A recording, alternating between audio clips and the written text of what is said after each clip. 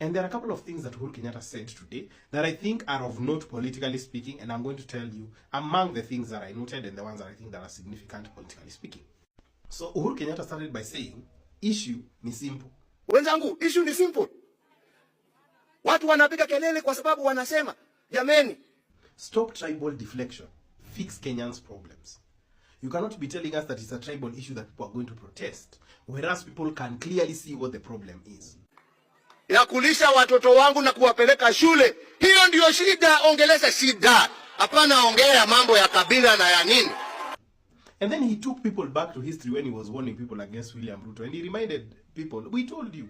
I told you this guy is not the guy to be president. Hamuku nisikiza mkasema hata kama nikulia wacha tutalia peke yetu.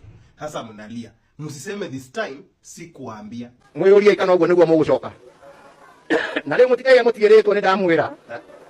This is the closest time I have had Uhuru Kenyatta damn near say one time and Ruto must go. Alisema this time msiseme hamkuambiwa. Na wakileta pesa mkule. But he talked about something I had talked about last week. Tribal deflection. I told you the PR of this government is always to deflect tribally. Wakiambiwa kitu wanafanya vibaya, hiyo ni kitu ya ukabila. And then they send people to start and doing tribal deflections and tribal profiling, which is the next point. Akawaambia, stop profiling one community. And he said it very clearly. Na mkanyange hii nchi, mkijua ni nchi yenyu kama venye ni nchi ya jirani yako. So do not go about feeling afraid because somebody is saying what's doing what. So he said, stop the tribal profiling. And he said something significant politically speaking. Alisema, sasa, nitaanza kuingia huko kwa vijiji, tuonge. Which is effectively kind of saying that he is going to hit the ground running to campaign against this government. So that is very significant politically speaking. Because even last time, Uhuru aliamua hata ingia kwa vijiji. He just campaigned for Raila in a very standoffish way. Like ile tu design ametoka shughuli zake, anasimamisha gari mahali, anaongea na watu, but never really campaign mode. But this time he has hinted that he will go full on campaign mode. And the people of Jubilee are quite excited because Uhuru has sort of like made a pronouncement. Pia alisema hata zuiwa kuongea, he will not be gagged. And if you want to see the explanation of why he's saying that, I made a video when he was in Narok at the homecoming event of their SG or the Kenta. And that time he gave the reasons why he's not going to stop talking, albeit he's a retired president. Na sijui mbona wanamwambia ache kuongea, and he's not the first retired president to talk politics. Now off to Rigiji and what he said. First of all, a lot of people were shocked that Rigiji is back in the country. Just yesterday he was posting while he was in Peterborough, and now he's back in the country. And he came and he issued a statement almost immediately. And one of the first things he was talking about is how the incompetence of William Ruto, who accuses people of tribalism, is seeping into his own security. The whole security architecture around the president yesterday was caught flat-footed. And people are asking, if the president of Kenya is not safe, who is safe? And he was talking about the presidential escort unit. I know a lot of Kenyans are debating over whether that issue was staged. Could be. But staged or not, it's not a good picture. That someone can access the president so fast. Because that guy had almost 1-2 seconds before Ashiko. And that's a lot of times. Do you know how fast you can unaweza fanya kitu mbaya? Imagine kama alikuwa na kisu. This is how much 2 seconds is.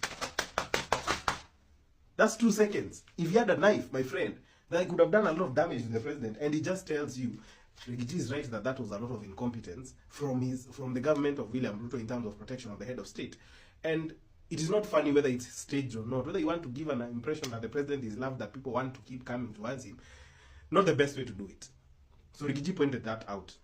He also made a lot of other statements. Alisema, pale kwa presidential escort unit, apparently, the seniors are taking the juniors' allowances. They see the president bribing people with millions every day, yet they have no money in their pocket. They have not been paid their allowances. That is why they are not bothered with the security of the president. They really don't care. They have not been paid their allowances, yet they are the ones escorting money to be given to people who are coming to State House. The juniors are very demoralized. So there is packs for when there are special units to the police service. Ni kama hata venye mkienda maandamano, kama mtu yao kara wote wanakuanga na allowances ya kwenda maandamano. So in fact sometimes they do like mkiwa maandamano because hiyo ni do inatokaga immediately. So hizo allowances ati kuna wakubwa huwa wanachukua. And then those allowances apparently are used to dangle people into and out of those services. So ni kama unaambiwa wewe ingia job, hii allowance itakuwa inatusaidia, so unakuja unaitishwa half of that allowance. Rigiji made that claim. Na unajua, as we have now learned, if Rigiji says something, mjue kuna ukweli inaendelea. So he also pointed out the fact that tribalism, in fact I've mentioned it a bit.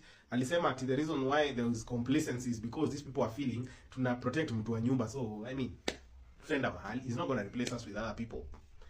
And we've seen the replacements, and still it does not do well in that narrative, because the people replacing are not so far away from the narrative. And also something else that Rigiji said, he also talked about the fact that he wants William Ruto safe, which was something that a lot of people did not expect to hear.